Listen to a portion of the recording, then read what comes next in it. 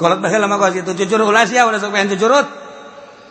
ulah sebab naon nya nama teu beukieun kana naon cucurut mah sugannya nama beukieun ka abah teh cucurut mah sugan cucurut beukieun ka kitu naon-naon henteu nya nama ka daging teu beukieun cucurut mah beukinangan sakadar ka tulang doang ketika urang dahar kemudian tulang dibalangkeun ka kolong eta teh cucurut kadinya diseuseupkeun ku cucurut cak cucurut teh ngadoa ya Allah ya Rabbi ieu nu boga imah anu geus mere kadaharan abdi Gusti tingkatkeun rizkina Gusti lantaran nyana dahar daging abdi ka bagian tulangna Gusti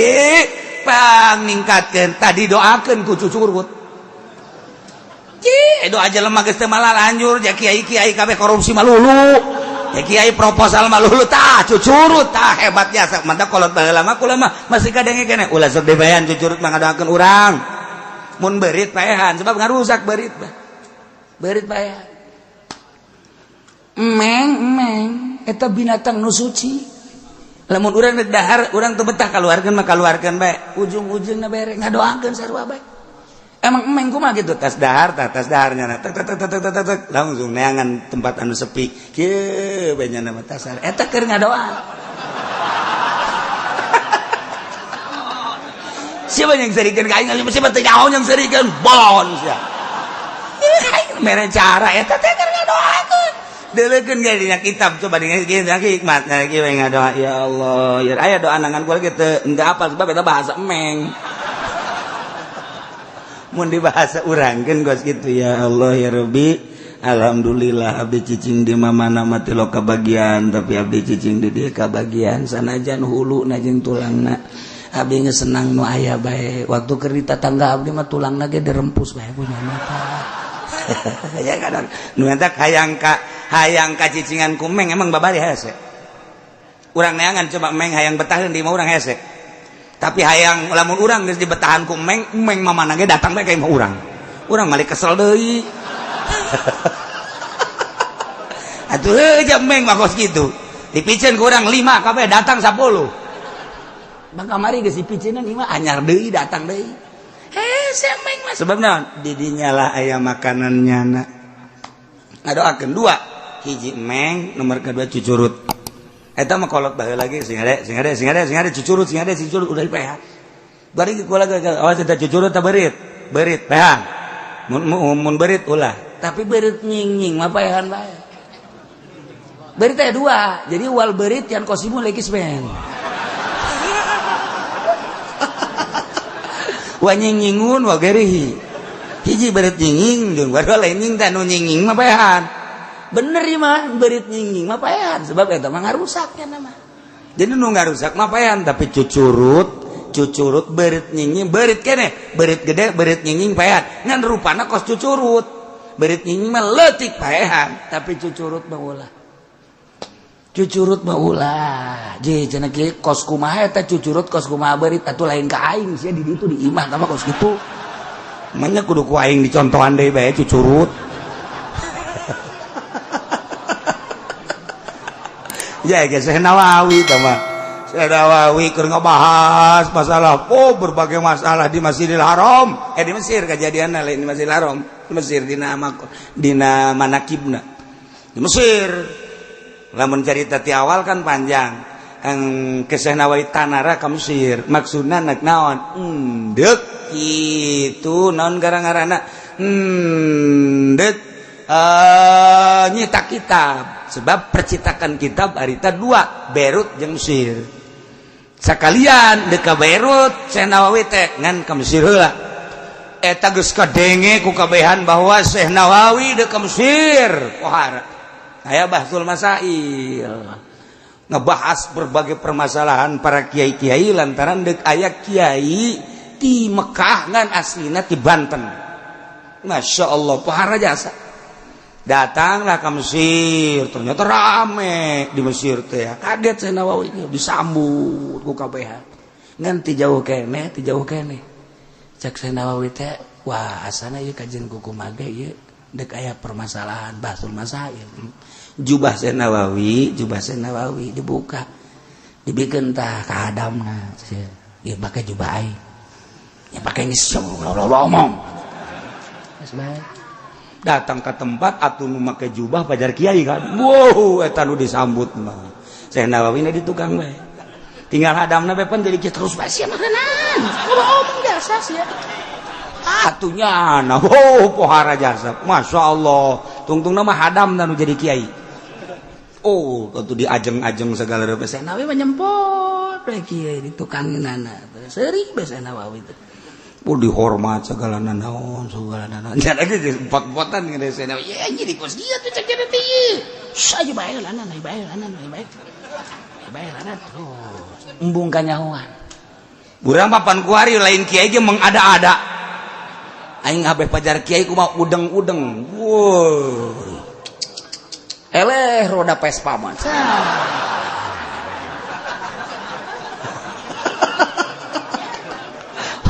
jubah 2 lapis hareudang elos penting aing pajar kiai beh ladan Syekh Nawawi nu kiai asli embungeun disebut kiai bener bae Bahtul Masail kacaritakeun panjang ieu mah cepetna bae harita langsung kita ceramah Syekh Nawawi dipanggil nyana nyeleuk terus cak hadapna aing bisa naon atuh ieu tapi nya ka Syekh Nawawi terus ngan menta cai heula jana ka Syekh Nawawi dijampean Masya Allah eta ngomong bahasa Arab masalah bisa kabeh waktu kabeh gideug bae kabeh di Mesir ge pohara jasa Syekh Nawawi itu pohara Syekh Nawawi hebatnya padahal hadam eta lain lalagaan heuh pohara jasa barang kanyawan geus turun kabeh terus ka masjid darah riu kabeh aya nu nyaho Nawawi mah lain eta ieu waktu kabeh sasalaman ka Syekh Nawawi asli teh kalau asli tuh cek Syekh Nawawi teh sakitu ge hadamna geus hebat sakitu ge hadamna geus hebat padahal mah nang niup barang dicokot deui jubahna kadekeun jubah teh geus kanyahoan kuari mah dipake ilmu eueuhan cek cenah aing jadi bodoh deui kuari jipan jadi kos kieu teh bodoh deui. Nah, Syekh Nawawi kuari geus kajahoan ya sarieu kieu eta keur nyaritakeun masalah itu bubuahan nu halal mana nu haram mana kan lamun Ki Holil mah waktu di Mekah nyaritakeun kapiting teh geus dibahas ku ulama halal apa haram rajungan mah halal kapiting mah haram teh kan di masjid contoh kan di masjid haram kapiting halal rajungan ngan contona kos kumaha eta mah Syekh Holil Bangkalan tah mah saudara-saudara mun bahasa orang ieu rajungan ya dicokot dikelek cet nah ieu rajungan kabehan ge lain kaget rajunganan eta boga dikelek kok bijul ram lain masalah rajunganan tapi dikelek aya rajungan coba Holil ai kapiting kos kumaha belah katuh cenah kapiting mah di dieu cokot set ieu kapiting ditinggalkeun tah ieu rajungan tah ieu kapiting juga keluar ke Holil nama jadi jang contoh doang eta kabeh ulama ulun bisa ngomong di Holil kun bisa nama cenah eta dikelek timbul rajungan timbul lamun Haji Pendi bisa ngaluarkeun rajungan jualannya nama tuh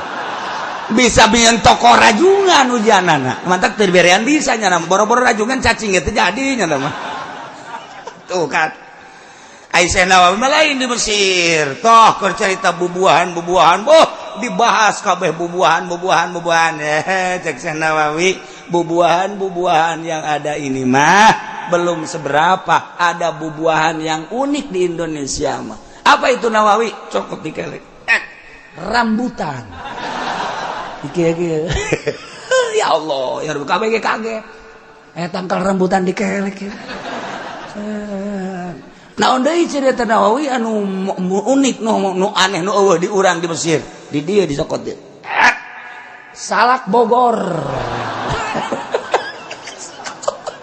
dicabut dikelek kabeh ge malalotot bae kabeh kiai lain lawanan di Nawawi mah pohara tuh Ya Allah ya Rabbi dikelek datang kaya salak segala rupa tuh. Wah, kabeh ge tercengang kabeh. Geus ulah dilawan di mana Nawawi mah. Ulah dilawan atuh. Bubuahanna naon ge ieu mah bisa diawak sorangan.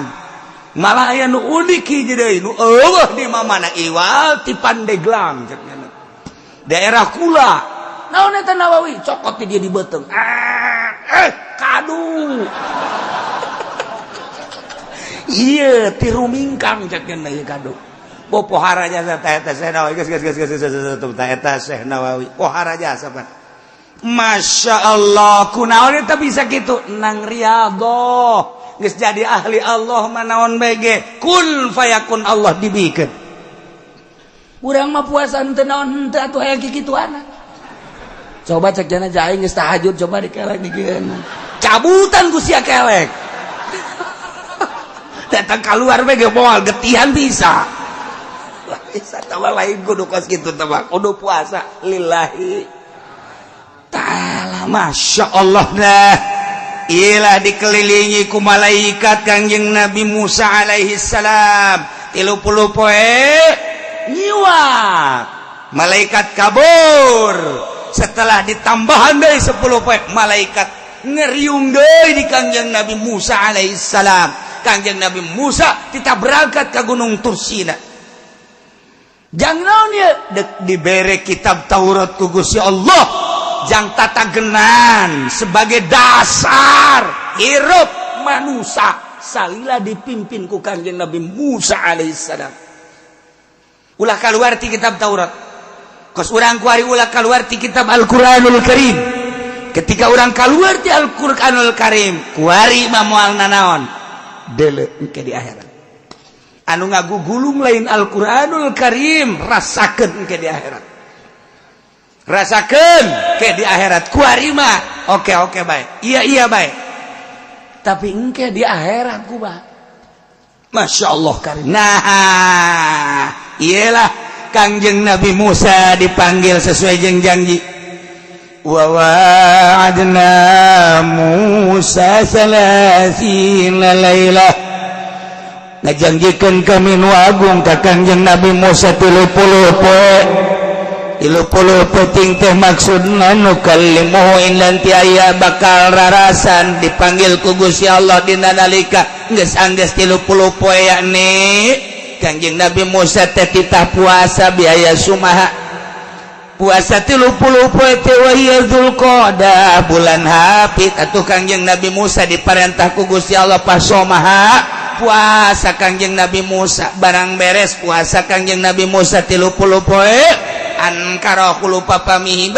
lain deui rarasaan cek Kangjeng Nabi Musa ieu sungut rada kos kararieu ambeuna asa teu ngeunaheun amat teu bicara jeung Gusti Allah sungut bani bararau pastaka. Akhirna Kangjeng Nabi Musa nyiwak maka susul maksudna ngabersihan susu ngabersihan bau sungut.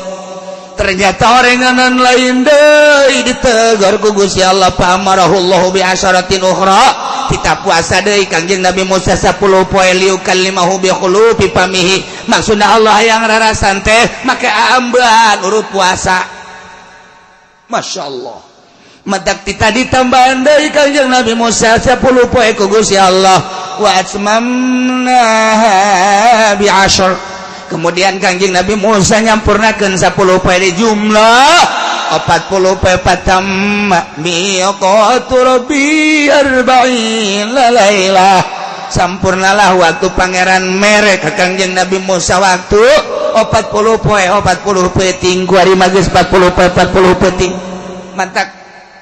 urang puasa 30 poe hayang menang Lailatul Qadar muka lama teh urang dibentukkeun Lailatul Qadar. Tekudu datang ke 30 poe 27 poe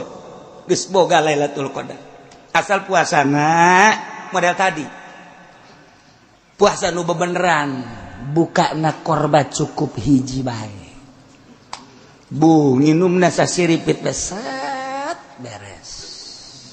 sahur korma hiji nginum sasiripit sapoe 2 poe bertahan 3 poe tinggal kicep.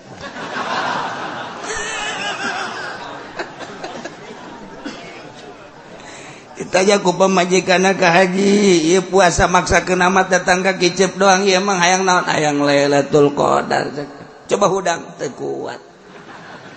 atuh ka haji ieu mah lain menang Lailatul Qadar ieu mah bakalna dikubur kos kieu mah ka haji maksakeun teh huapan atuh aing Gusti ya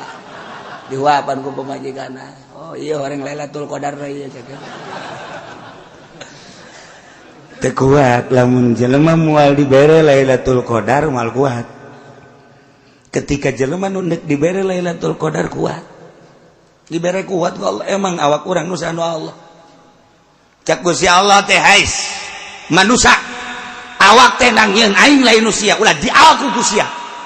lantaran yang nyeun aing jauh kadar kakuatanana jajijeunan aing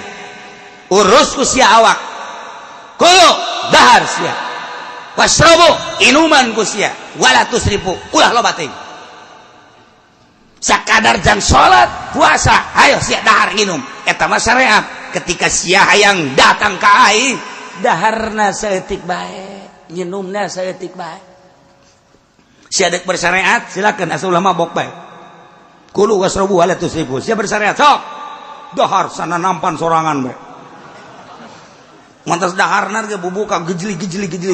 karung goni ya kerjasian datang ke tarawih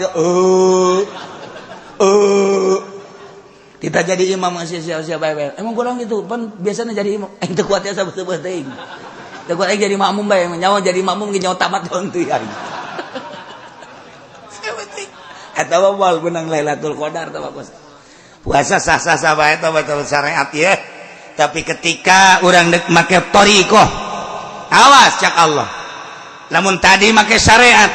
kuari sia make jalur khusus deuk aing awas sia lamun deuk aing naho kadar kakuatan awak sia leuwih tibatan jang salat jeung jang ngaji disiksa sia ku aing teu meunang bertorekat mah leuwih teuing tibatan pamaksudan leuwih teuing tibatan pamaksudan teh geus doraka masyaallah nu mantak beda ieu mah norekat bae po ai peutingna bandeng di lembur illallah beuh ai dahar sanyiru mendingan dirantai tah mah ditorekat kos kitu mah atuh emang norekat kumaha aja lain la ilaha illallah na norekat na tah dek jalur khusus berarti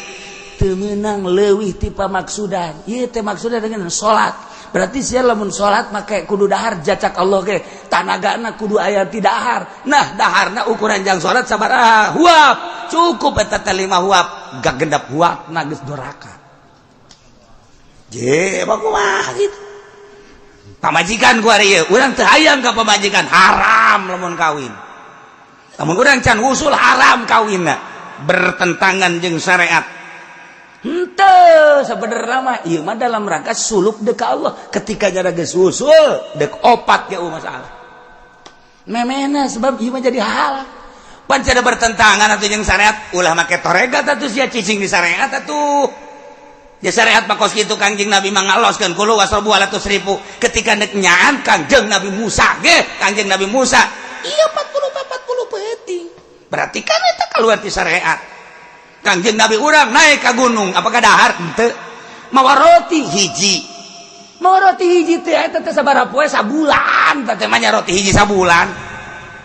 sia mah roti hiji boro-boro nanaon ku sorangan bae ge leg kurang keneh dak euy aya keneh roti aya keneh dah ieu hiji deui dilegeg deui leg aya keneh dak atuh teh mah sia mah lain ibadah teh mah orek koros deui bae urang mah deka Allah apa lain deka Allah make aturan Masya Allah make aturan khusus tadi mah syariat secara umum ieu mah torekat secara khusus sebab deuk menempuh hakikat atuh lain deui pakaianana lain deui ketika can usul mah dahar lain deui sare lain deui teu meunang we ahli torekat mah sare encan tunduh teu meunang ketika tunduh keur gaji ge hees bae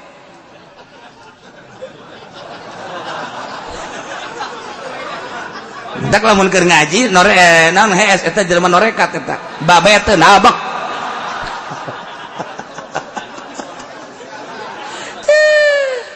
beda jalurna itu masyaallah nah ieu Kangjeng Nabi Musa dipanggil ku Gusti Allah nah teh imkanen Kangjeng Nabi Musa teh Musa ka dieu atuh langsung wae harita keneh teu bisa make syarat Musa sia teh nabi aing sia teh rasul aing ketika deuk ka aing puasa heula cacak nabi deuk ka Allah dipanggil kudu puasa heula ai kitu kunaon cek Kangjeng Nabi Musa make puasa heula beuteung sia beresan heula bau ka ambeuna ku aing cek Gusti Allah boro-boro ku aing tanyakeun ka malaikat aing baueun dibersihan heula ku Kangjeng Nabi Musa sapoe ngising hitut dua poe ngising hitut berdatang ke eueuh nanaonan di jero beuteung teh 30 poe ka ambe bau sungut teh nyiwak tegor ku Gusti Allah pugu eta nu jang muka lamah jeung aing teh puasa tambah deui sia fa'atmamnaha bi'ashri fatamma miqatu rabbih 40 lailah jadilah 40 poe ieu syarat Kanjeng Nabi Musa dek muka lamah jeung Gusti Allah di Gunung Tursina make syarat puasa heula jelema nu endeu kapanggih jeung Lailatul Qadar syarat puasa heula puasana puasa khusus kuari puasana puasa umum urang hayang kapanggih jeung Lailatul Qadar intip ku sia di Gunung Karang datang ke pagi bae ge moal pindah sia ka Gunung Santri paling kapanggih jeung tukang sao sia pindah kuari ka Banten komo di Banten mambal aya tukang sao malulu mal bisa yang ngintip Lailatul Qadar mah lain di masjid sanajan di haram ge lain jaloba jelema di Masjidil Haram teu kapanggih jeung Lailatul Qadar loba jelema anu di imah bae kapanggih jeung Lailatul Qadar kumaha emang syarat kapanggih jeung Lailatul Qadar beteungna bersihan heula tina urusan-urusan dunia ikhlaskeun ka Gusti Allah kakarak intip tanggal 2 hiji tanggal 23 tanggal 25 tanggal 27 sok intip loba jelema nu kapanggih geus teu menang bebeja brak kaget sesuai jeung kadar derajat dirina anu langsung neuleuh aras nu langsung neuleuh Baitullah anu dibukakeun bae ieu teu kadeuleuna naon Lailatul Qadar eta teh lain di bulan Ramadan bae di bulan kuari ge berbentuk kos Lailatul Qadar teh aya nu mantak Lailatul Qadar menanyakeun ka wali mah lain bulan Ramadan di bulan-bulan biasa ge aja aya sebagian nama manggihan terus bae malam Jumat kapanggih jeung Lailatul Qadar kamari ge orang Cilongok ieu beneran nih mah beneran nih mah nyana bangun bungaheun jasa gugula ditanya sia bungaheun apa tes kapanggih jeung Lailatul Qadar di mana di Puri sakay heran lain Lailatul Qadar di Puri jam sabaraha tadi jam 5 boloon mah budak kapanggih Lailatul Qadar atau pertama Lailatul Qadar taman Naharul Qadar aduh ampun cak jara geulis jasa teman Lailatul Qadar meureunana maksudnya sia eta mah herang cenah kiai herang ngagenyai oh meureun nyana ngadenge surah kiai bahwa Lailatul Qadar ngagenyai di Puri kapanggih jeung ngagenyai goblok teh jelema eta urang Cilongok bareng ditanya aku ulah KTP na mah lain urang Cilongok lain malah aya urang Cilongok mah kos kitu moal mah bejakeun ku aing mah pokona teh Kangjeng Nabi Musa dek muka lama jeung Gusti Allah syarat puasa heula bersihan beuteung bersihan kolbu geus puguh ai kolbu mah Nabi berangkat wa qala Musa li akhi Harun kakak Harun cek Kangjeng Nabi Musa ka dieu heula ka dieu aya naon kaula teh dipanggil ku Gusti Allah dek muka lama jeung Gusti Allah di Gunung Tursina janji Gusti Allah terek mere wahyu bentukna engke bakalna teh kitab Taurat kula teh bakal dipanggil berangkat berarti kan ka ditu ieu di Mesir teh kan eueuh sasaha maka kula titip ka anjeun kakak ukhlufni fi qaumi wa asli wa la tattabi' sabilal mufsidin hampura kakak ukhlufni jadi pengganti abdi heula kakak teh fi qaumi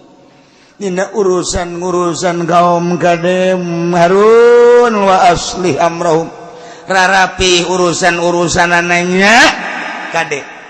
di Mesir teh ayam Musa Samiri kula geus ngadenge selenting bawaning angin sanajan barican kapanggih jeung jelema lantaran kula kaburu dipanggil ku Gusti Allah kade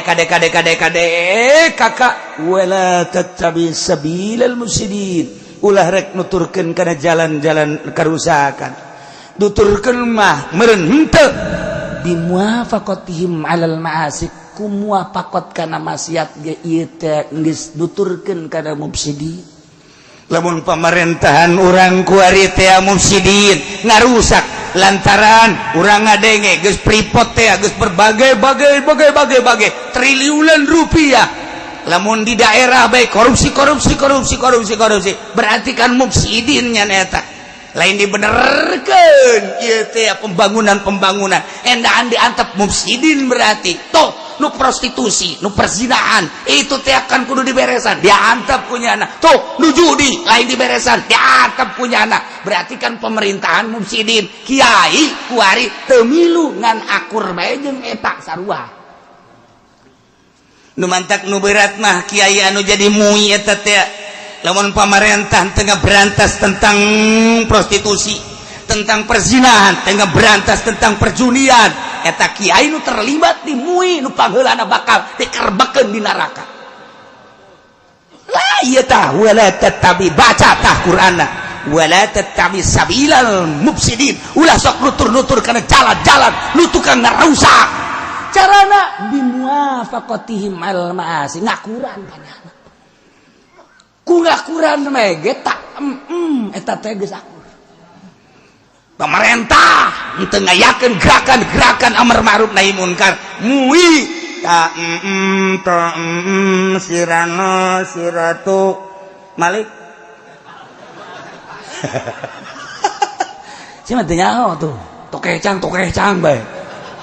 sirana siratu tah sirana siratu eta ratu teh awas tah eta bahasa kolot baheula wali eta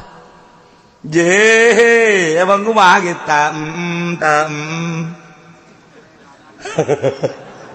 teh artina aing mah cicing bae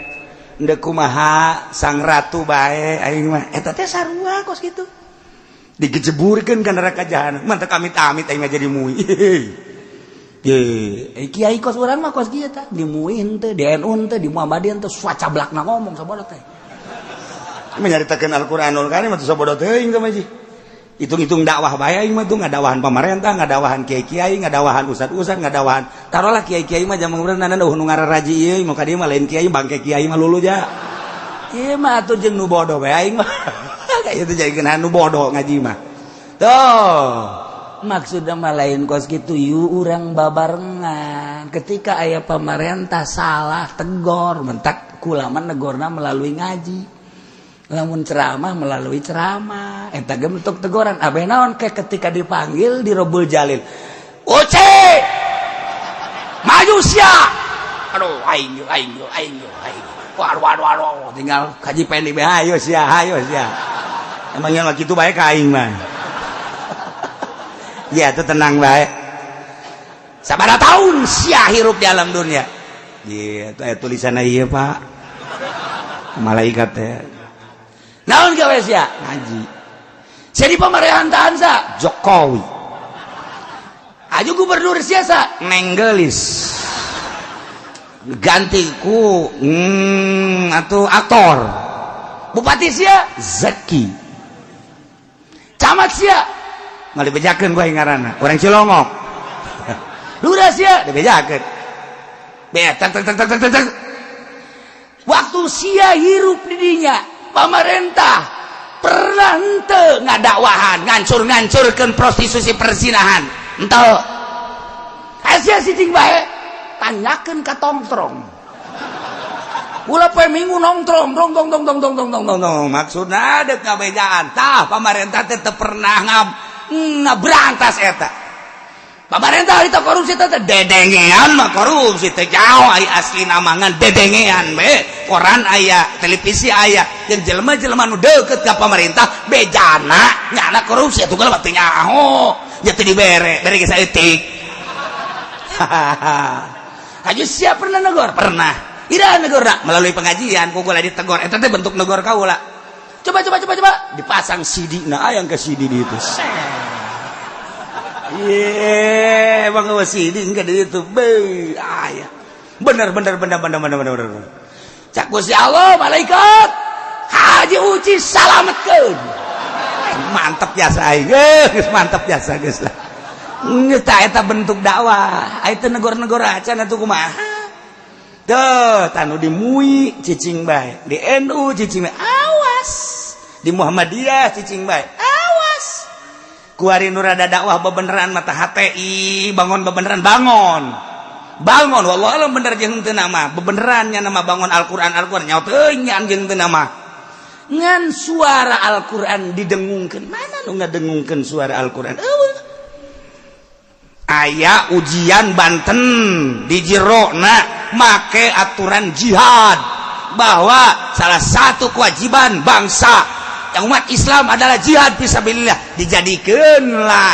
mata pelajaran, kemudian dijadikan kitu ujian. Kuari kapan dikritik ke pemerintah? Tuh salah tuh urusannya anak mah. Di Banten asal satu sanawiyah jeung aliyah kata kos gitu. Di mana cenah ki Banten aing teh nyaho. Bukan kos gitu bae tah. Eta kan kritik kurang ngedirikeun secara praktis. Pasti dikritik bae di urang sebab lain negara Al-Qur'anul Karim, negara Pancasila, demokrasi. Ji ai kula mah henteu naon kitu garana henteu ikut secara praktis, sakadar ngabahas kos kitu Al-Qur'an. Jadi ieu mah jang nyanakeun keneh, ja pemerintah ge agama nama Islam. Bupati mau ditanya agama mana? Weh, sama suruh saya turun Habib. Ya tuh neng gelis ya Islam saya. Wali di Pandeglang nu kaluan nu jarra di bupati. Apun eta si neng deui bae. Neng deui bae eta ku poloan urang Pandeglang. Nu dipilih neng deui bae. Eta kan berarti kan kiaina kadari itu kabeh. Nah eta engke pan kita tanggung jawab di Rabbul Jalil emang kumaha gitu. Ulama ngan sakadar caritakeun doa. Buat tinggi dia gak mau nasi neng, gue lagi milih. Iya. Kangjeng Nabi Musa tadi bersihan tek. Urang tinggal bersihan bagi hese jasa. Urang mah kadang-kadang teh lamun kurang-kurang nama kos si anu katu cakatin. Nah naon mikiran batur sorangan bae ka Allah. Si anu mah katu naon atuh mikiran batur aing sia bae tuh ka Allah mah. Kakak rada tenang pikiran di akhirat bah engke mikiran batur bae ku sorangan tanggung jawabna lah batur di keluar sorangan tek ngaji nyaritakeun urusan dunia makhluk dunia pek bae tapi ketika berangkat ke Allah sorangan sebab nu tanggung jawab amal nu dibawa nu sorangan. Wahai masyarakat ante pula diganggu onta takul fi ardillah kena barang dahar sorangan di mana kahayangnya nabai jaimat tanah Allah wala tamassuha bisuin ulah diganggu ulah diharu dibiru antepkeun kena bebas lamun maneh ngarusak kana ieu onta awas payakudakum madzabun alim bakal kena siksa ku Gusti Allah ti Gusti Allah antapnya kaistimewaan ieu onta teh lain lalagaan lantaran di negara kitu Yordan Petra di negara Arab ieu teh Madan Yusolih kuari ge reruntuhan ieu ditinggal kaum Kangjeng Nabi Soleh aya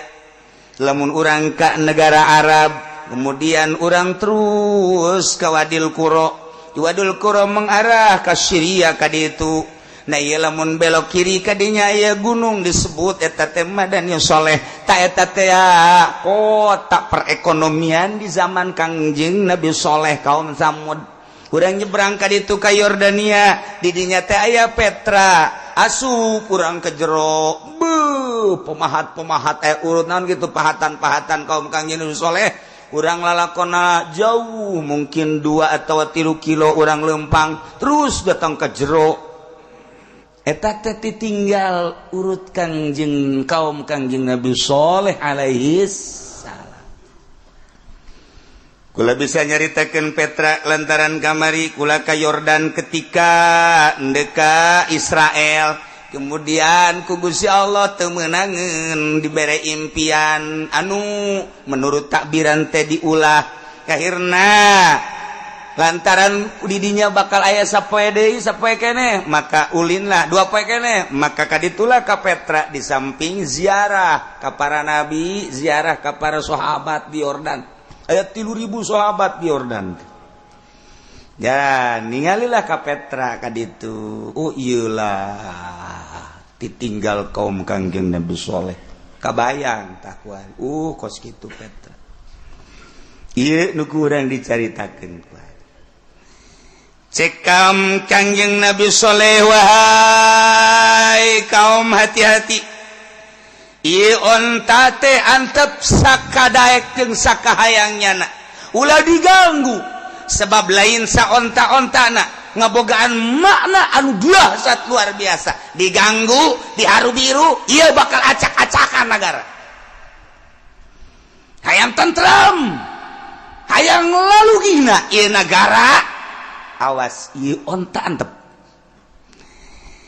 eta kaistimewaan onta teh di negara Arab teh aya hiji sumur caina luar biasa gedena jeung lobana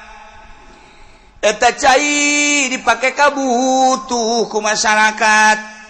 tetapi kaistimewaan eta onta sapoe nyana menta jang nginum nyana engke sapoe jang masyarakat ke sapoe jang nginum nyana ke sapoe jang masyarakat diaturlah ku Kangjeng Nabi Saleh kahebatan eta onta ketika nyana nginum kana sumur eta model ka modelanana cai deuk sakumaha bae ge diserot ku nyana beak. Nyana mah muncan beak moal ngangkat hulu. Ya serot eta mah cai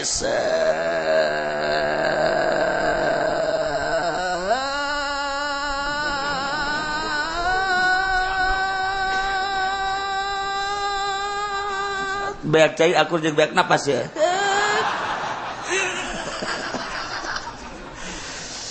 Tah, hudangnya na dideuleu ku kabehan. Cai sacek cek aja. Tapi kebutuhan masyarakat tentang onta teh andai kata masyarakat ngabutuhkeun nginum ceusus teh tinggal meret bae. Di mana kahayang peret moal beak-beak. Masyarakat teh misalna aya 1.000, misalna aya 10.000, misalna aya 100.000, eta onta ngahaneng bae diperet bae moal beak-beak tah. Wah, tuh masyarakat teh antri meret cai susu urang mah teu bisa meret onta susu onta mah meret nu di imah bae geus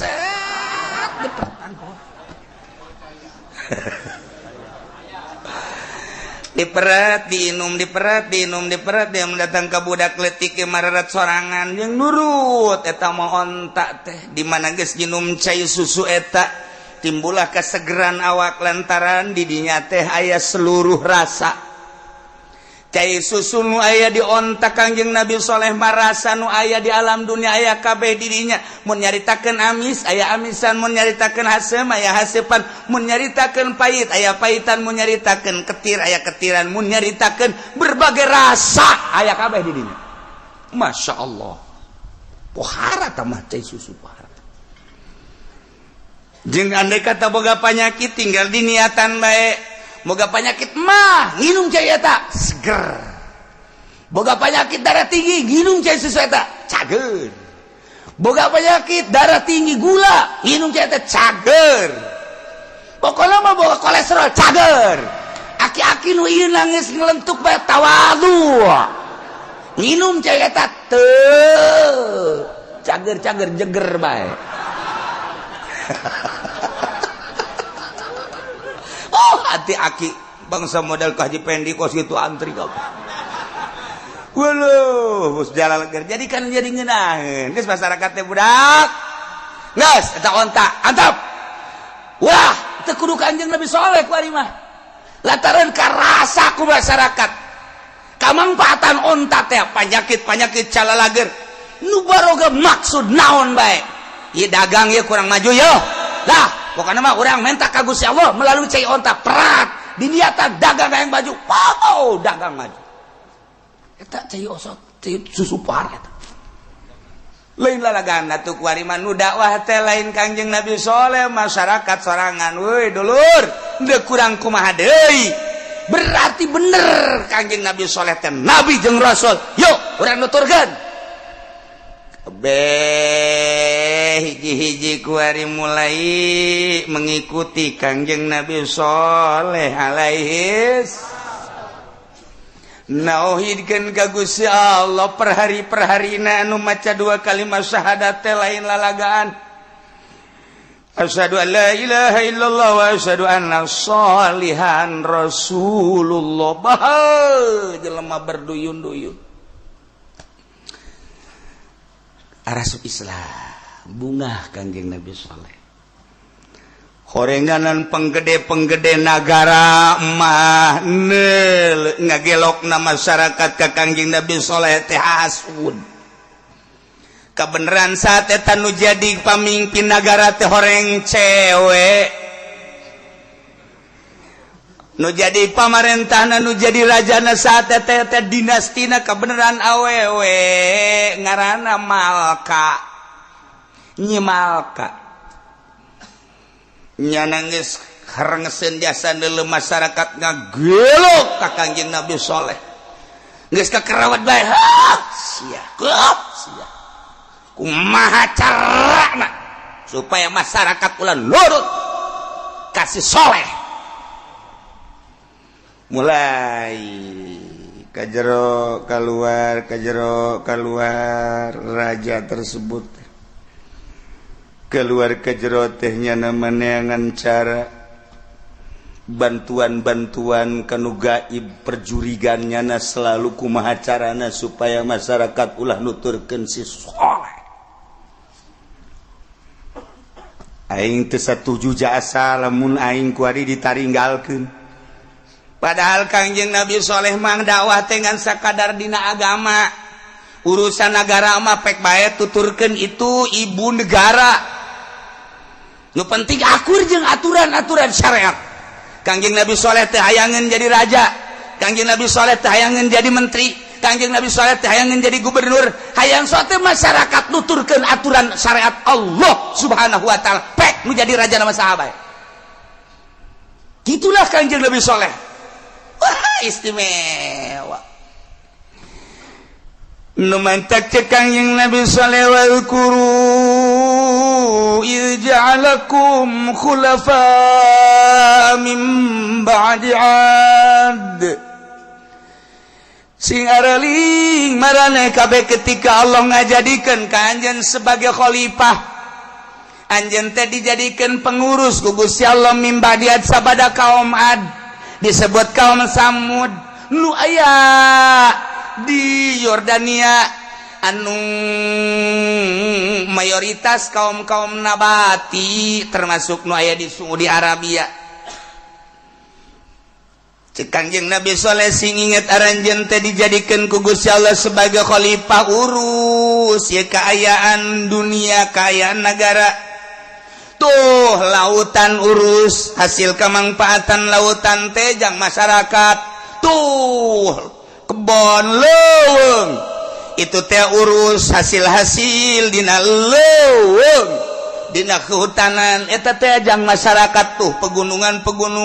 urus hasilna jang masyarakat kelola kabeh naon bae hasil bumi sebab anjeun dijadikeun khalifah pek urus bahkan keistimewaan kaum Kangjeng Nabi Samud teh wa ba'akum fil ard tattakhiduna min suhuliha qusura wa tanhituna al-jibala buyuta Gusti Allah dicicingkeun kaum Kangjeng Nabi Samud teh di negara terutama dua negara nu berdekatan di Yordan kedua Saudi Arabia na eta teh nu hiji pusat pemerintahan yakni Yordania nu hiji pusat kota perekonomian iyalah Madani Soleh. Nah Gusti Allah dicicingkeun adam ayam tattakhiduna min suhuliha qusura kaistimewaan kaum Kangjeng Nabi Soleh teh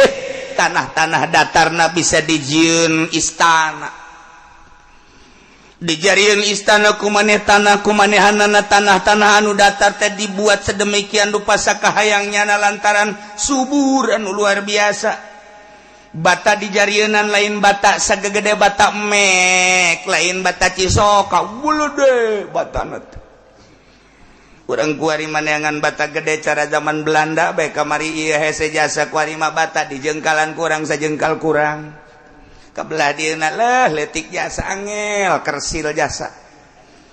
bata teh kuari mah kos kara itu tah kamari ieu keur kula rada leutik keneh mah bata teh gua lalade jasa jeung diapung-apungkeun ge ku budak ka handap teh henteu beulah eta bata aslak berarti kuari mah beta kena angin bae ge barulah sorangan barang kahujanan ngahiji jeung taneuh itu bata kuari aduh masyaallah hebat kuari bata daya tanah-tanah darat tadi jeunan gedong dirapih-rapih kumanehanana ditata sedemikian rupa dijieun mere kunyana perumahan Puri Jaya belah ditu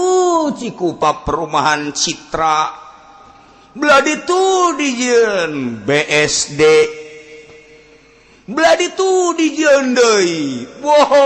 Gading Serpong belah dituna deui Reples belah dituna deui kitu Kelapa Gading ka dituna deui Gading sia macam-macam perumahan nu datar-datar da dijieun geus puguh di bangsa di naon kitu ngaranna di pahumaan geus teu kudu di urug deui di sawah-sawah ge di daerah-daerah nu datar mah dijieun gedong-gedong ieulah umat Kangjeng Nabi Saleh nu disebut kaum Samud tattakhizuna min suhuliha qusura dijieun perumahan gedung-gedung istana di tanah-tanah anu datar wa tanhitunal jibala buyuta lantaran di timur tengah makapan pegunungan bosak pangdeuleu urang lamun nyaba ka Mesir datang urang teh kitu ulah naik pesawat urang naik bus urang ka Yordan urang ti Mesir sapanjang Mesir ti Aqabah terus gunung nu ka Mesir teh gunung mah terus urang teh bagian lain gunung kaler kidul gunung mantek cek pikiran kula di lembur urang mah tanah sameter gede permasalahkeun tah anu ngamasalahkeun tanah oper habak ka Mesir ka ditu tanah ablag-ablagan di duduk di gunung di tanah datar dititah jana ku raja di ditu los sia daek maka ditu los tok nyeun imah sia sadaekna di dinya wah gunung masyaallah wah eta di Mesir teh urang leuk hayang datang ka kota Mesir teh gunung iya Jordania subur tapi gunung Yaman pegunungan diberi keistimewaan kaum Samud teh ku Gusti Allah wa tanhitunal jibala buyuta bisa pandai memahat ngabobok gunung-gunung dibobok kunyana dijieunkeun tempat tinggal imah peruntukanana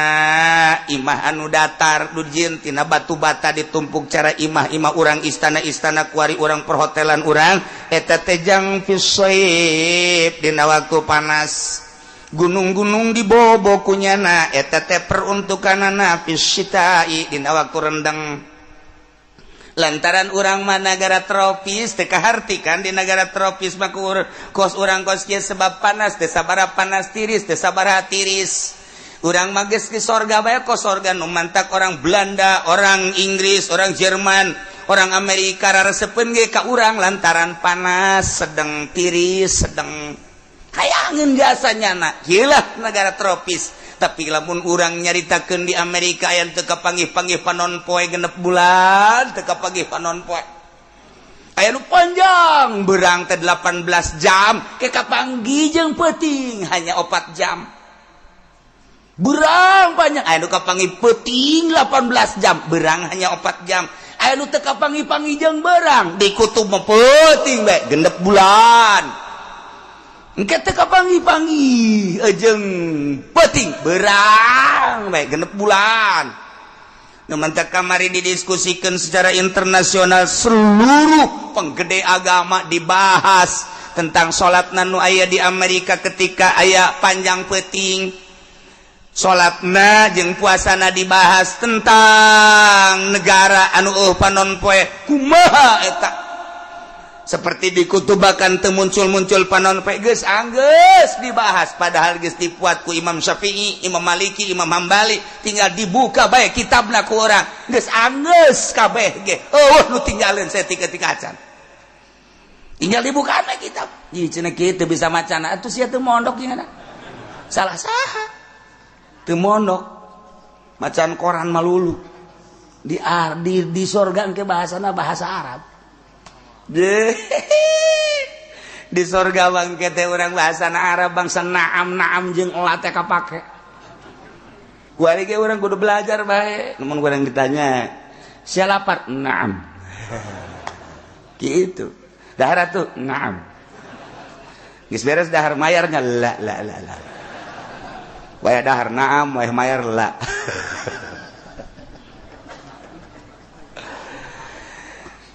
iyalah keistimewaan kaum Kangjeng Nabi Soleh disebut kaum Samud gunung-gunung teh dibobok kumanehanana dijieunkeun tempat tinggal lamun urang kuari ka Madani Soleh ka ditu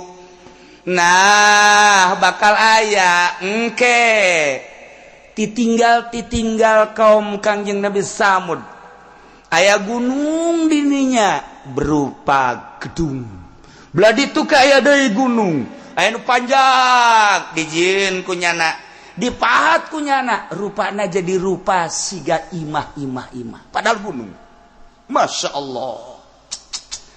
kabelah dia nyana lain mahatan gunung bae bongkahan dibawa ku nyana ka imah anak incuna terus ditah mahatan dijieunkeun patung-patung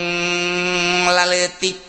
ku Kangjeng Nabi Soleh dicarang geus ulah sok nyeunan patung teh ieu mah cenah mengenang kaum-kaum nu baheula mengenang bapa moyang urang baja kuari geus ibadahna ge ka Gusti Allah ngan ieu mah hanya mengenang ulah cek Kangjeng Nabi Soleh tetep bae nyana nyeunan saeutik laletik sesa-sesana dijieun cincin ku nyana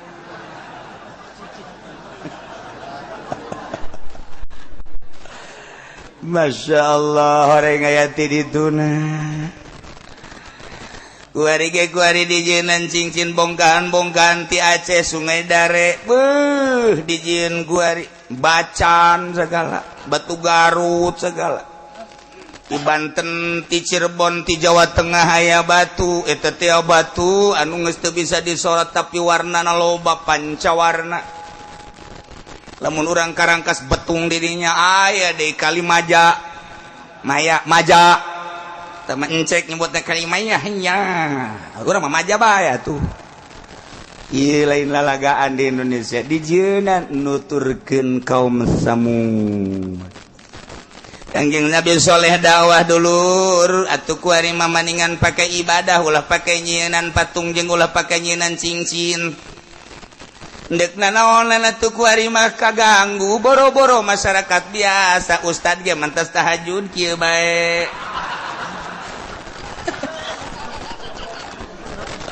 beres nyanang ke tipe tinggi deui sorot dikieu-kieu ku nyana dibebenjokeun kudu leuleumpangan di jero cincin nyana ge seuri sorangan geus ngeplok cek nyana ieu lumayan digosok deui ku nyana terus dikieu deui waduh seterna timbul cek nyana mantep jasa ieu lain maca Quran leulehan batu tengah peuting blon teh coba eta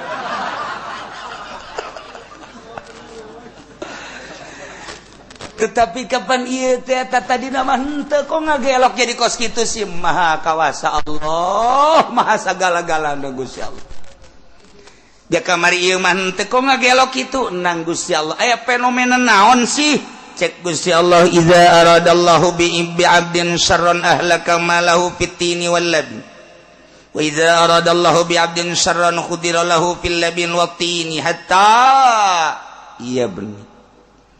di mana Allah dek ngaharapkeun ka hamba diharapkeun ku Gusti Allah dikersakeun goreng bakal dirusak ku Gusti Allah hartana dijadikeun tin dijadikeun labin dijadikeun kaheureyan sehingga manehanana teh anu tanah produktif dijual tanah produktif dirusak tanah produktif ku manehanana dialih fungsikeun nu tadina produktif sawah ngahasilkeun pare kuari dibangun kunyana sawah nu ituna dijieunkeun tin wallabin kemudian dibangunkeun jang perumahan-perumahan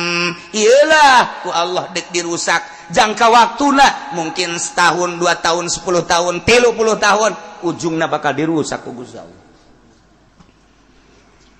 kaheureyan bakal ditimbul-timbulkeun ku Gusti Allah geus mah perumahan-perumahan di tanah nu datarna dijieun gedung-gedung lain gedung nu laletik ti mimiti gedung nu leutik datang ka nu rada gede datang ka nu gede datang ka nu bertingkat fungsina ge geus lain lalagaan ti mimiti jang tempat tinggal kebutuhan sehari-hari kabelah dituna jang memewahan kabelah dituna deui jang hiburan geus puguh dijieun penginapan kuari apartemen perhotelan kabelah dituna di hotel teh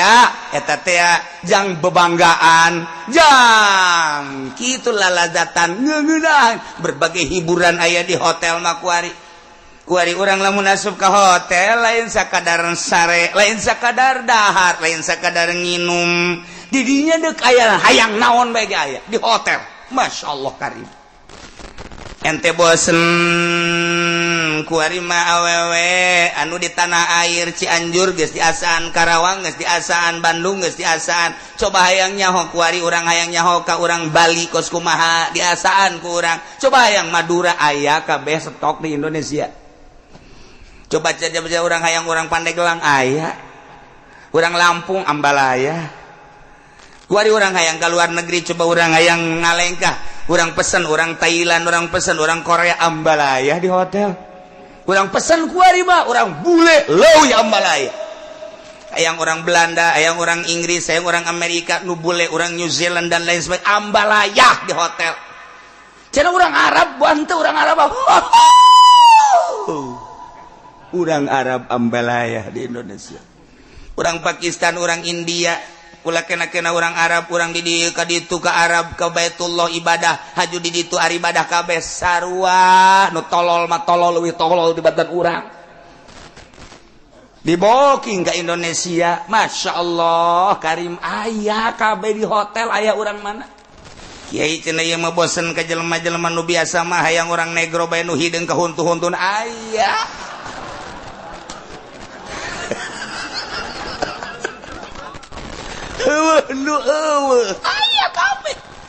Masya Allah ialah negara orang negara nu mayoritas Islam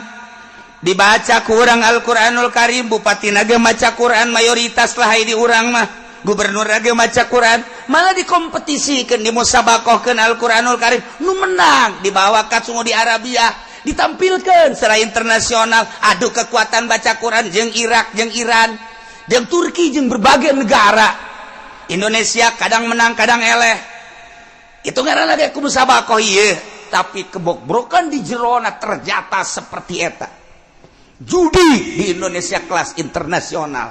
perzinahan di Indonesia kelas internasional nu matak urang luar negeri betah di Indonesia fasilitas naon bae aya di Indonesia saat anu tanggung jawab karusakan eta engke di akhirat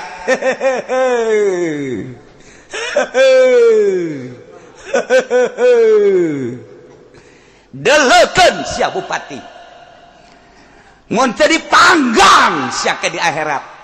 deleukeun sia menteri sia bakalna dicacang-cacang ke di akhirat deleukeun sia gubernur disate sia di ditu sebab sia teu berjuang kiai ngan sakadar ngomong di panggung jeung di pangajian eta mah supaya lepas tanggung jawab abdi di akhirat pan siai sia Ki Uci di kiai-kiai ku batur emang sia teu dakwah tanyakeun Haji Makmun yeay ayo geus ngomong tah negor ka bupati negor ka gubernur negor ka presiden ngan bisa ngasakieu atuh da kumaha deui atuh dia teu bisa ka ditu nyeun kekuatan FPIG nyeun kekuatan sakitu membleh kumaha aing tapi ayo bae terus atuh didenge jeung teu didenge urusanna kumaha nyana tapi ternyata ngan sakadar asup ka ceuli ieu kaluar ka ceuli ieu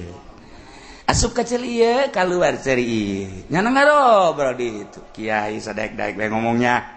atuh mah panagaran lagi nagara Islam geus bae antepkeun lah nyana-nyana urang nya keuna sacablakna sungut kiai ieu emang aing teh nyaho yang ngomong kitu aing nyaho je cek jero aing teh nyaho meureunnan sadaek deus yang ngomongkeun aing hayo nggih aing mah jamualna naon sebab aing mah teu boga kakuatan naon engke sia dihudangkeun ti kubur ngabring ke ka mahsad halo bupati dadah hei kiai di kemana sorga dong bupati kemana wallahu alam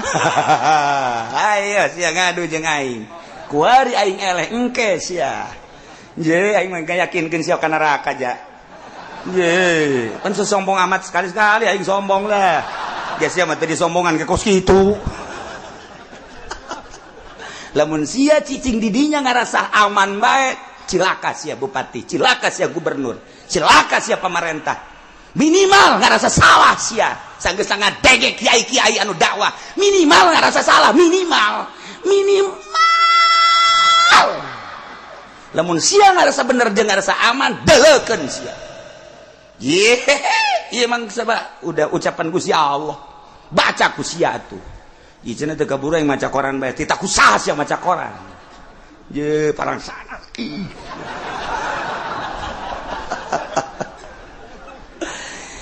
nah cekang yang Nabi Soleh ti Gusti Allah sing areling maraneh kabeh ketika maneh dijadikan pengurus pilar di muka bumi titah diurus kamangpatanana balikeun jang masyarakat jeung masyarakat teh supaya tentrem ibadah ka Gusti Allah ditetapkan dicicingkan ku Gusti Allah di muka bumi tanah nu datarna dijieun gedung dijieun istana tanahan pegununganana dijieun imah-imah jang paranti manehanana berteduh ketika tariris fadzkuru ala Allah sing areling maraneh kabeh kana nikmat-nikmat ti Gusti Allah kurang kumaha atuh kanikmatan ti Gusti Allah kuari mah hasil bumi nu sakitu poharana tuh lauk di lautan sakitu poharana tuh hutan di hutan sakitu poharana tuh kaayaan di negara sakitu poharana hasil bumina pegunungan-pegunungan anu tatadina kadelna tandus kuari bisa dipahat bisa dijadikeun imah tinggal kurang kumaha kanikmatan ti Gusti Allah sing inget kana kanikmatan ti Gusti Allah awas wala ta'sau fil ardi mufsidin ulah sok ngarusak maneh di muka bumi melalui maksiat tina maksiat teu percaya ka aturan Allah bumi bakal dirusak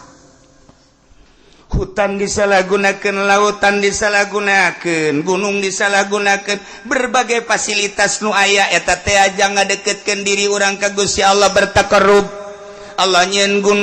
gunung teh jang paranti takarrub ka Gusti Allah Allah nyeun hutan jang paranti takarrub ka Gusti Allah Allah nyeun laut jang paranti takarrub ka Gusti Allah lantaran ieu nu aya di awak urang teh seluruh organ-organ ngajak takarrub ka Gusti Allah tinggal fokuskeun bae ku ari mah urang ka Gusti Allah ieu mah pamere Allah di embung-embung aya Allah mere mah aya di hayang-hayang ketika Allah teu mere mah teu aya nu penting urang jadikeun satu sarana untuk meraih ridho Allah subhanahu wa ta'ala. Kitulah kaum Kangjeng Nabi Soleh disebut kaum Samud. Gunung-gunung dipahatan, bongkahan-bongkahanna dibawa ka imah dimodif punyana sakahayangnya dijieun momobilan, dijieun kukudan, dijieun ontan, dijieun gagajahan, dijieun berbagai hewan. Kabla dituna dijieun bongkahan-bongkahan patung-patung laletik. Kemudian dijieun cincin nu manta ketika orang ka Iran ka ditu ka Yordan, beuh eta cincin di Iran mambalaya. Kok sampah bae di Iran mah eta teh mutiara-mutiara teh nu masjid Sidina Husain, Masya Allah. Urang mah boga virus hiji ge digosokan teu eureun-eureun barang datang ka Iran virus segede tihang. Tungtung nama di dieu ge nu marake virus nu barang jengkula diasup-asupkeun ka jero kantong. Kukula ditanya kunaon diasupkeun, izin ka tihang jaknya. Urang boga hiji ge di kieu-kieu we horeng di dieu jadi tihang. Kitu keneh bangsa ruby, kitu keneh bangsa berbagai perhiasan-perhiasan,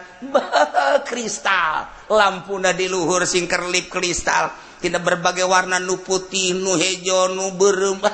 indah jasa.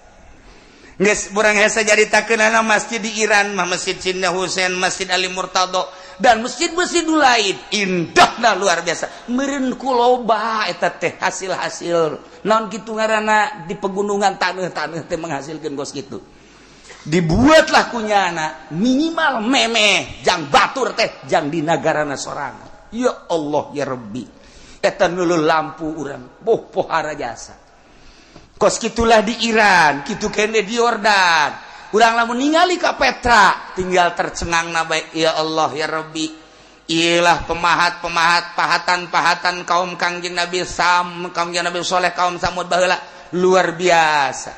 Ketika orang lewat pertengahan, aya di dinya tah belah kiri belah kanan aya patung-patung. Ieu patung Uzza Manat, aya merekan di handapna Uzza Manat laletik. Aya di ditu nu ngabaris 7 patung di sisi. Kukula ditanya nanya, ari ieu naon ieu? Ieu tempat ibadah, cek nyana tempat ibadah kaum Samud belah kiri tah. Memeh mengkol ka dieu di Petra, terus lurus aya di dieu belah kiri. Di dieuna aya batu-batu paranti diuk. Ieu di dieu aya patung-patung. Ieulah cek nyana tempat ibadah kaum Samud baheula. Ya Allah, terus datang ke jero ka ditu. Urang tinggal naon napas panjang bepohara amat, ieu gunung dipahat tepikeun ka jadi indah luar biasa. Encan nu di Madani Soleh di ditu. Di Hijir. Engke aya kota Hijir, eta teh kota Hijir ngaranna. Nah, nu bakal engke aya dina Al-Qur'an aya suratul Hijri. Eta teh nyaritakeun kaum Kangjeng Nabi Soleh kaum Samud. Hijri kota Hijir nu kuari disebut Madani Soleh. Ieu gunung-gunung dimodif kunyana dipahat jadi sebuah bangunan sakahayangnya indahna luar biasa. Kos kitulah kanikmatan ti Gusti Allah kade cakaom Kangjeng Nabi Soleh sing aran inget kana nikmat-nikmat ti Gusti Allah ulah sok dirarusak. Nah ieu mulai kaum Kangjeng Nabi Soleh teh iman ka Kangjeng Nabi Soleh, iman ka Gusti Allah. Kuari teh geus leuwih ti 50% nu iman ka Kangjeng Nabi Soleh, Kangjeng Nabi Soleh nu tadina teh dipercaya kuari dipercaya. Bunga amarwata suta Kangjeng Nabi Soleh teh selalu unjukan ka Gusti Allah, ternyata horenganan pamimpin jeung penggede ngemu di jero hatena. Raja awewe Raja Mal kididinya teh nyieun hasud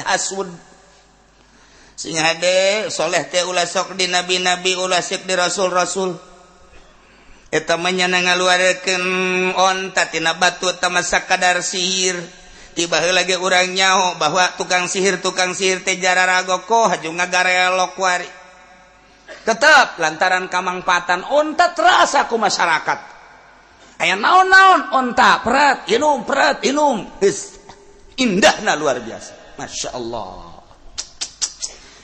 Lamun urang ningali di Yordan dekat Kangjeng Nabi Syuaib belah kanan aya gunung, di luhur aya seperti guha di gunung pas pegunungan anu luhur jasa. Eta si guha parantisa ieu peninggalan kaum Samud baheula ditek-trek ku nyana gunung. Masya Allah. pas dek datang ke kuburan anak belok kanan aya di gunung didinya belah kanan kene dihandap sama dihandap seperti guha tapi aya tihangan gitu iya pemahat kaum Kangjeng Nabi Samud ditinggal nama saya kan ya Allah ya Rabbina iyalah kaum Kangjeng Nabi Samud kabelah dieuna terus kunyana diukir nu mantap cek Kangjeng Nabi mun Allah dek ngeresakeun goreng ka hiji hamba bakal na harta dirusak dimodif dijieun ka heureuyan dibangunkeun kunyana sisa-sisana kunyana dijieun ka heureuyan geus bah lalagaan dibuatlah momobilan dibuatlah hehewanan dan lain sebagainya patung-patung dibuatlah cincin-cincin dan lain sebagainya iyalah ditinggal kaum Kangjeng Nabi Saleh alaihis dokter kuari mah teh jualan obat doang belah dieu etalasena obat belah dieu cincin kitu kene berbagai etalase di Bandung di Jakarta di kota-kota besar nu tadina nyana dagang elektronik geus mah radio geus mah HP belah dieu etalase na eta kene belah dieu mah diganti ku cincin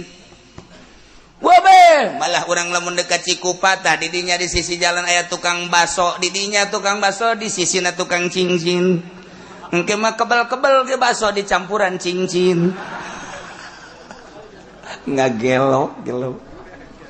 paroho anu tadina maraca sholawat kuari ngagosokan cincin nu tadina maca Quran kuari ngagosokan cincin anu geus beralih ka percincinan loba tina supir kuari dagang cincin tina pemborong jadi dagang cincin kuari macem-macem cincin kabeh terus diulik nang saha eta kitu jakamari mah teh kok bisa resep nang Gusti Allah ndek naik ke naon ndek nurun ke naon iyalah Gusti Allah tetapi isyarah ilal majnun ieu teh kana edan kuring semua ya edan geus mulai ara edan geus kararieu bae kamari mah ieu ngan 2 juta tapi ngadenge kuari mah cenah 10 juta dek nanaonan atuh ngahayal kos kitu bejana cenah di batur mah kos kieu teh geus 20 juta amal dijual ku aing 10 juta ngadagoan 20 juta ai dahar mah ngahutang bae ka warung lain teh edan naon coba eta edan ngaranna nganaikeun harganya nu nurunkeun harganya encan dijual ku nyana ai dahar ngahutang tol edan eta kos karari itu jelema leutik cincin loba jasa gede bongkok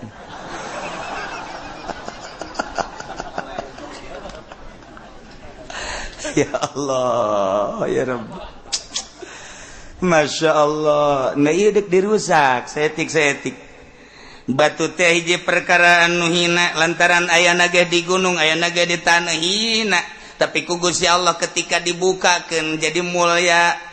barang hina jadi mulia digosok jadi herang jadi mahal hargana jadi herang eta teh isyarah atuh batu bae nu tadina di gunung tadina di taneuh diangkat dimodif di herangan jadi herang kunaon ai batu di herangan ai hate teh di herangan hate herangan kunaon si urang jadi cinta dunia kunaon si urang jadi babarengan bae jeung makhluk hate teh kunaon urang resep jasa kana kaheureyan ieu akibat teu herang hate ibadah ku ibadahna tapi ria mah terus bae ujub aya terus bae takabur terus bae pelit terus bae teu herang hate mantak naon daripada ngaherangan batu mending ngaherangan ieu atuh kumaha cenah kiai carana belah dada urang cokot hatena usah bisa modar sih di dinya ngaherangan hate mah kudu anu bisa atuh lantaran batu gedek di herangan kudu nu bisa ngaherangan batu zaman kamari ieu macan zaman batu kapan angel jasa kaherang lantaran nyokot awi hideung di kitu-kitu sabulan can herang keneh bae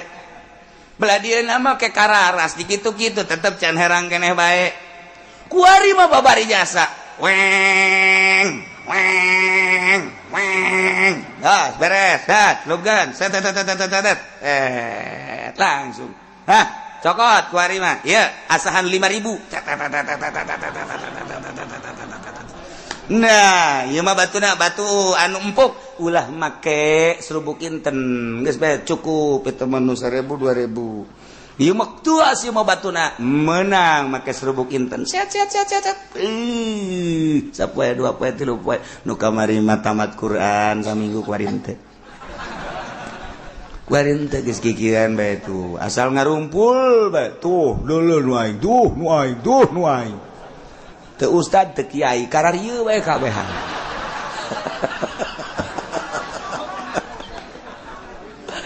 Cing dari kagagu lain teu edan sina aon eta ngarere edan mental teh teu kos kitu teh. Ya Allah ya Rabbi, barang nu hina dibuka ku Allah, dimodif herang jadi mulia. Isyarah urang oge atuh turunan nabi lain, turunan wali lain. Anggaplah orang batu bangkong lah. Nah, dicoba tuh ku orang herangan diri orang. Kumaha carana ngaherangan? Fokuskeun hate urang ka Allah. Mulai tanya awak urang, awak siapa di mana? Di Allah. Endek ka mana? Endek ka Allah. Yuk urang memeh ka Allah asli, kuari urang ka Allah. Mangga. Ketika ngadenge suara azan, Allahu Akbar, Allahu Akbar.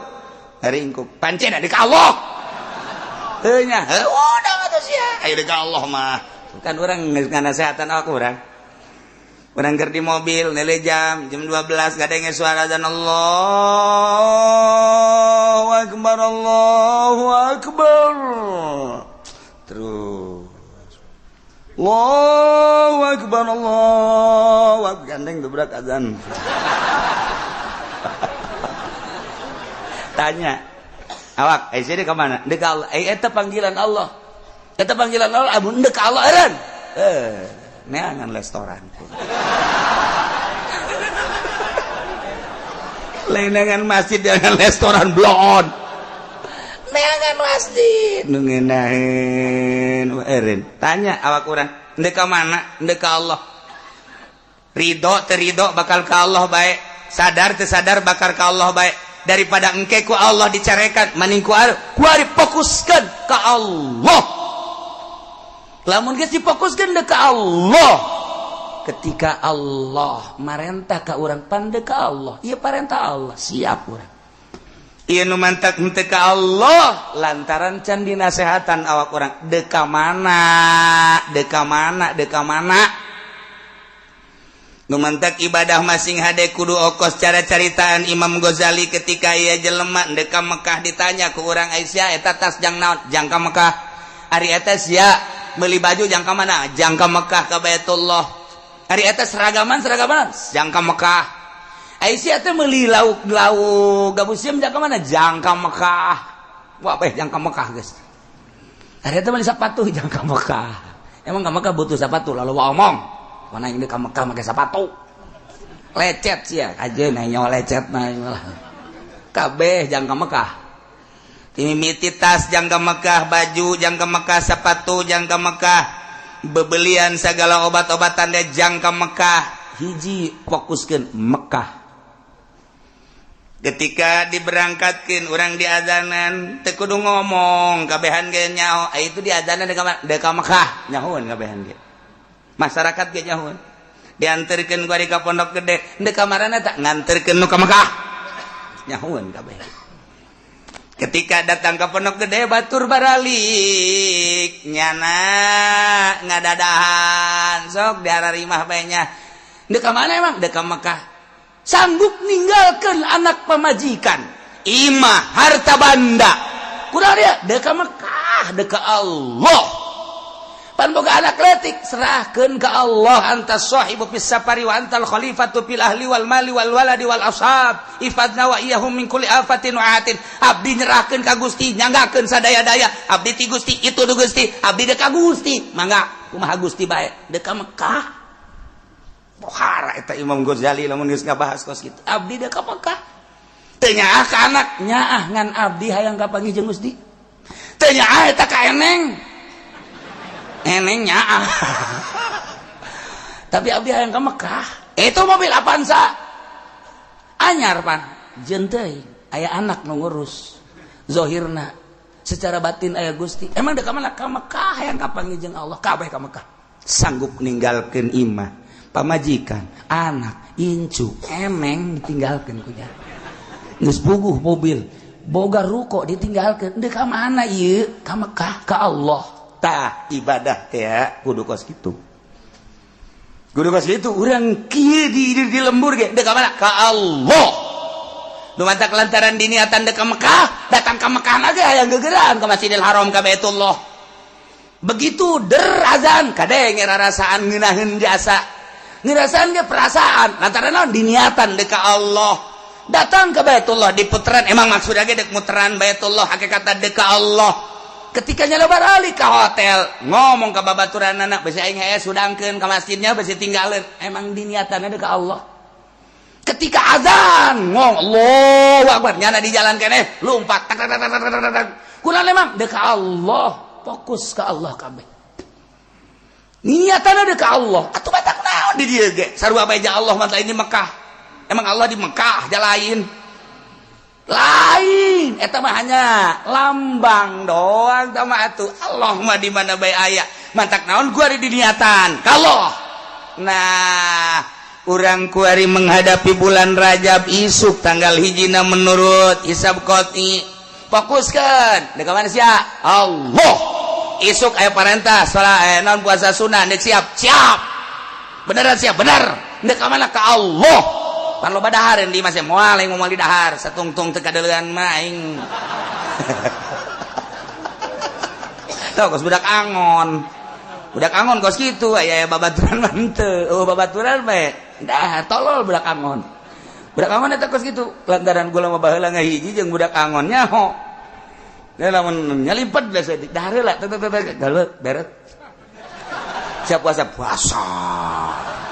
pas gitu budak angon masuk nangkon bae dibujur kebo calana diporosotkeun tolol tuh budak angon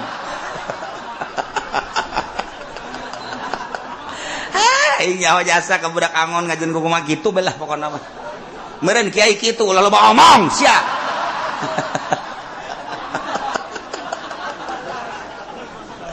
iya tah lamun urang isukan titah puasa nah lamun teu puasa budak angon eta lamun cenah itu mah kiai budak angon mah geus pokona nah ieu urang fokuskeun Allah ieu aya instruksi puasa sunah ka Allah laksanakeun sabaraha poe cenah kiai lobana aya puasa Rajab ulah loba-loba ulah sabulan ulah cukup 27 poe ulah sabulan besi tasabuh jeung Ramadan 27 poe aduh cenah kiai asana teu kuat ulah lamun teu kuat ulah 20 asana 20 ge cenah kumaha rantahan karyawan 10 lah asana cenah 10 ge teu kuat cenah kieu 3 atuh sia mah lah 3 asana teh 3 ge teu kuat sapoe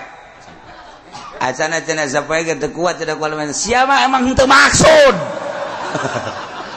teu maksud maksud nu mahal ge maksud deuk ka Allah sok sanajan urang teu norekat seperti nu norekat eta kan ngageserkeun rasa tina syariat kuari fokus ka Allah ceuli deuk dikaallahkeun mata dikaallahkeun irung dikaallahkeun sungut dikaallahkeun leungeun beuteung kabeh kubul dubur kubul sugut deuk dikaallahkeun kabeh nu mantak geus janji beat ngaranna abdi siap dek ka Allah lantaran janji beat dihareupeun guru maka nyana kajeun kukumaha ge di mana bae situasi kumaha dek ka Allah diberelah wiridna zikir jeung aturan-aturanna dek ka Allah fokuskeun dek ka Allah mantak naon urang ge fokuskeun we dek ka Allah nah puasana 27 poe di akhirat aya kali atau kali ketempo ku Kangjeng Nabi waktu Kangjeng Nabi Mi'raj bih caina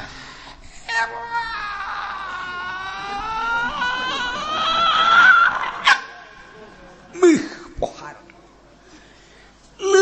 amis rasana tibatan madu leuwih sengit tibatan minyak misik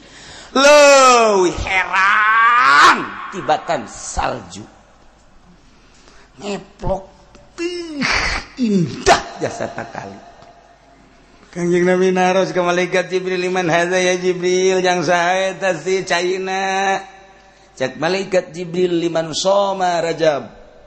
yang jelema nu puasa di bulan Rajab Masya Allah cek Kangjeng Nabi mun umat kula haju bulan Rajab paruasa meureun ngarinum eta cek Kangjeng Nabi wahai segenap umat kaula nu aya di Cikupa di Bojong di Belaraja ai Cilongok mah geus teu kudu dicaritakeun tah mah geus leuwih ti heula wayahna wahai umat-umat kaula kula lantaran geus pernah neuleuh bahkan pernah nyicipan kana cai bangawan eta teh diperuntukkeun jang nu puasa poe di bulan Rajab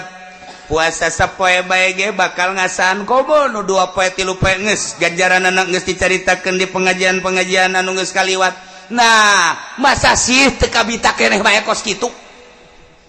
mun geus teu kabita keneh bae geus sama budak angon ge angonna deui teh geus angon teh ieu tah ya Allah ya Rabbi puasana babari bae aya hayang kuat mah urang sahur engke peuting 3:30 geus sahur anu seubeuh sahurna nginum 2 muk lek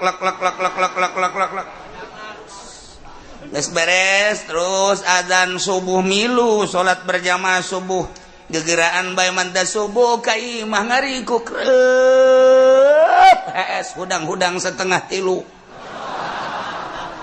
teh geus langsung ngalawudu bandi malawudu terus ngalawudu salat zuhur tas salat zuhur kan moal kebal asar jadi rapet zuhur jeung asar ngeunaheun kan.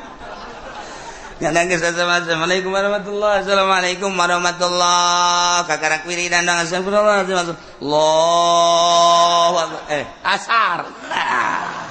langsung sholat asar Allahu Akbar beres sholat asar didinya di ngaringkuk hudang jam 9:30 mulai ke dapur rujak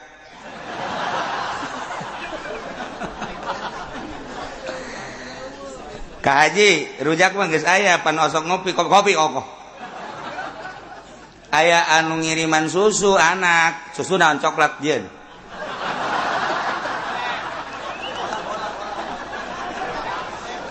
Ya Allah, ya Rabbi. Kak Haji, itu anak anu cikal ngiriman kolak. Loba, bawa ka di kabeh, anak ulah bere. Ieu mah sareng ngaluhan Firaun ieu mah. Aduh, puasa teh lain ngalegitkeun nafsu, edan datang ke nafsu. Syariat mah kitu bae. Di syariat mah kitu bae kajeun kuku mah udag-udagana kitu bae sebab teu boga maksud. Padahal mah aya dina thariqah mah kapan aya syahadat, aya salat, aya zakat, aya puasa, aya haji dipraktekkeun dina thariqah mah lain cara syariat. Munggah haji syariat mah kudu ka Baitullah dina thariqah mah munggah haji teh di awak urang sorangan awak urang teh Masjidil Haram cek Imam Ghazali cek Tuan Syekh Abdul Qadir awak urang teh Masjidil Haram Baitullah na teh qalbu lamun urang ka Mekah teh ndek jadi tamu Allah ka Baitullah atuh mantak naon gelokeun ruh urang pikiran urang mata qalbu urang ka qalbu jadikeunlah urang tamu Allah kos kitu thariqah nek ngageserkeun perasaan urang teh kuari kerja di tamu Allah izin atuh ka Allah di Mekah teh loba larangan sing hade lantaran ieu teh tanah haram naon bedana ketika urang jadi tamu Allah ketika urang ihram loba nu diharam-haramkeun nu tata dina halal ge urang kuari niatan ihram di jero hate urang loba paharaman ngagelokeun kos kitu thariqah teh aya zikir mah babari bo aya ngariung illallah la ilaha illallah la ilaha illallah ngaji kok gandeng amat illallah cauna gede illallah aing ngariung dudu susah mah tilok kitu nya illallah la ilaha illallah la ilaha illallah amin amin amin sallallahu alaihi alhamdulillah kayak pencepat amat lah susah tuh berkata manya norekat kos kitu teh eta keur carita panjang ta dongengna heulanan eta jeung naon syahadat lamun urang dina syariat mah cukup asyhadu an la ilaha illallah wa asyhadu anna muhammadan rasulullah abdi nyaksian abdi nguningakeun bahwa teh aya pangeran wajib disembah angin Allah jeung abdi nyaksian yen Kangjeng Nabi teh utusan Allah irahasia nyaksianana irahasia nyaksianana hayo heuh nya atuh bohong berarti dioper ka toriko supaya karasa syahadah urang teh supaya datang kana ainul yakin tina ilmu yakin kana ainul yakin engke datang ka hakul yakin urang lamun nyaritakeun abdi nyaksian bahwa Gusti Allah teh pangeran karasa sia nyaksian Gusti Allah pangeran beneran bener bohong sia teu bohong nah geus kasaksian ku hate aing di mana geus karasa Allah pangeran di mana karasana mata hate aing geus neuleuh ka Gusti Allah Allah neuleukeun ka aing aing neuleuh ka Gusti Allah bohong sia urusan bohong urusan aing jeung Allah sia mah sia bae syahadat sia pake aing mah syahadat aing menyaksian bahwa Gusti Allah pangeran karasa aing neuleuh sebab deuleu aing mah hiji deuleu mata dua deuleu ceuli tilu deuleu rasa opat deuleu pagawean aing geus boga rasa deuleu rasa aing teh hadir Gusti Allah di mana di Baitullah di jero hate sebab aing mah tatadina geus ihram jadi tamu Allah ka Baitullah aya di jero hate aing Allah hadirlah Allah ketika Allah nyaritakeun diteropong ku aing cak Allah seluruh hate umat pangbagusna hate kakasih aing Kangjeng